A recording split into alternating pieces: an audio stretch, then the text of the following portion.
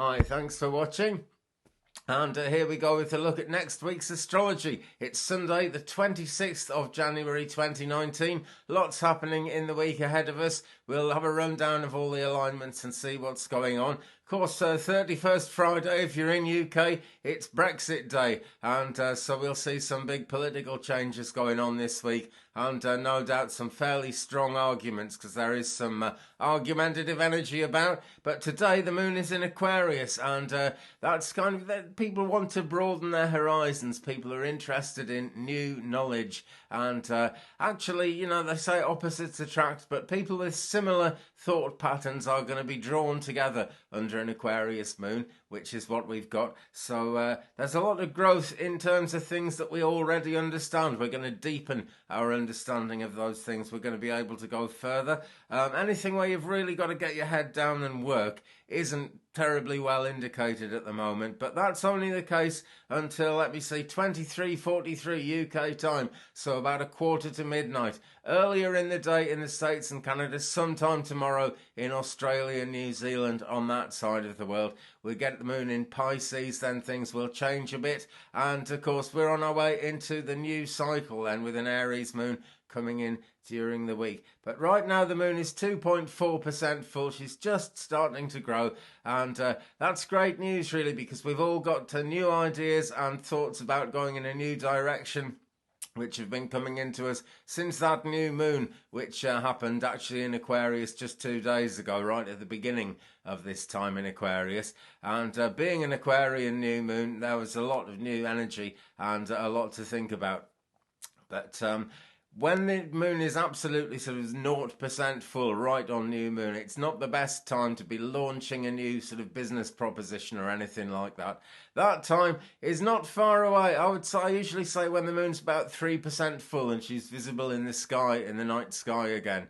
That's really the best time for launching these things and getting these things off the ground. So we're very, very nearly there. So if you're thinking about launching something, I'd be thinking about doing it fairly soon if I were you. Or maybe, you know, wait until the cycle comes round again, because the cycle is always repeating itself.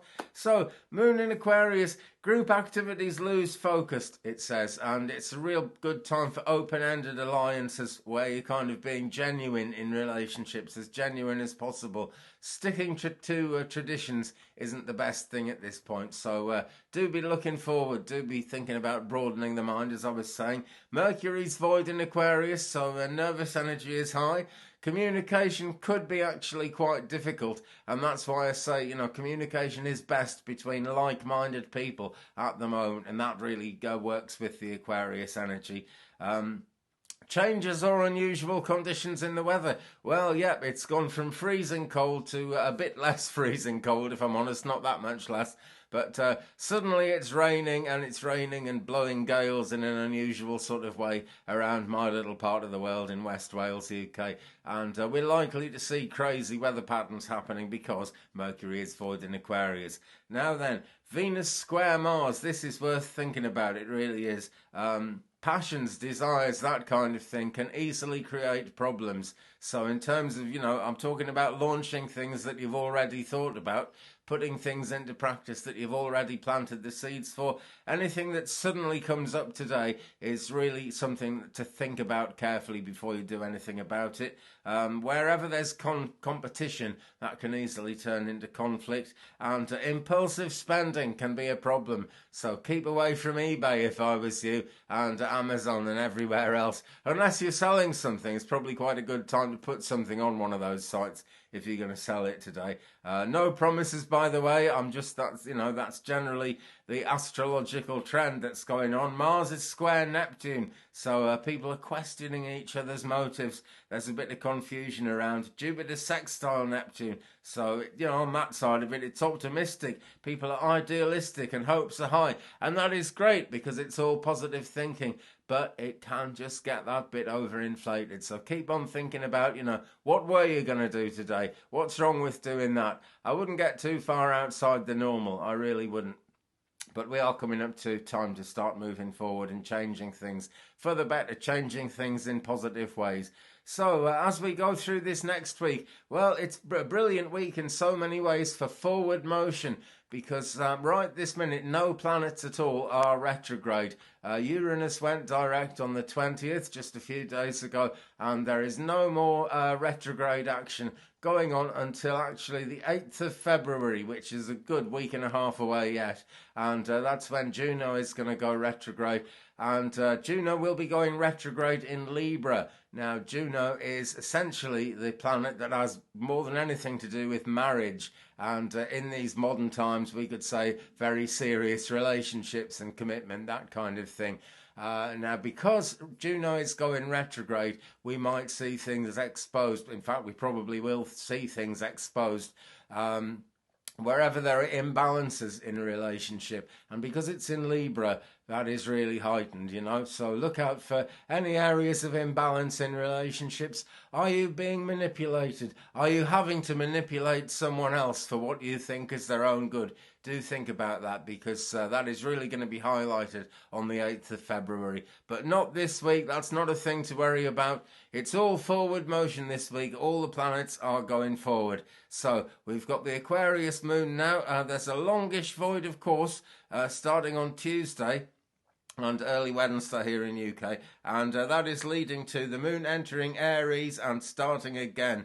What am I talking about, Aquarius? Sorry, the moon is going into Pisces. That's what's actually happening. And that is going to be the case through until Wednesday. And at 6:51 a.m. on Wednesday, on the east side of the States and Canada, EST, the moon is going to enter Aries. Here in UK, it's 11:51 a.m., so much later in the day here, but 3:51 Pacific, so, you know, you're going to be waking up to it on the west side. So we've got that Aries moon then, and that is taking us right the way through then until Friday, when the moon is going to enter Taurus. There's again quite a long void, of course, before these sign changes actually. Now, a void, of course, is when the moon is not quite in one sign and it hasn't quite arrived in the other sign yet.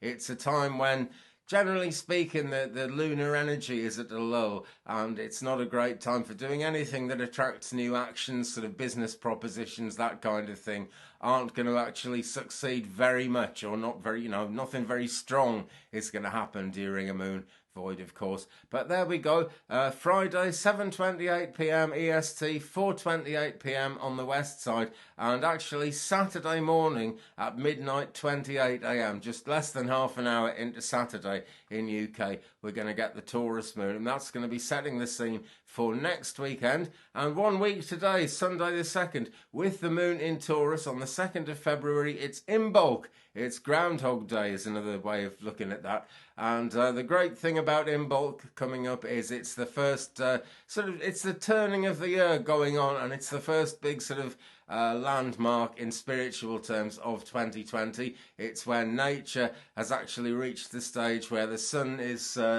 spending more time in the sky above us before it disappears at night, and we have got sort of lighter days, and the light is coming back in. It's a real positive time. We're headed towards Candlemas. Once we get into late February, it's not such freezing weather, and life is getting back to normal after the worst of the winter. So there's a real light at the end of the tunnel. Just 1 week today on Sunday the 2nd, it's going to be in bulk. Well, there we go, friends. That's what's coming up ahead of us in the next week or so. Don't worry about that Juno retrograde stuff yet. Just, you know, it's going to be coming up in the next one, most certainly. And if you'd like to know more about that, I'll put a link up here in a second to a video that I put out yesterday about Juno retrograde and relationships being exposed, which they will be. Anyway, I'll be here again very soon with more astrology. Thanks very much, everyone who's been following. Thanks for subscribing as well. Actually, the subscriptions are going up.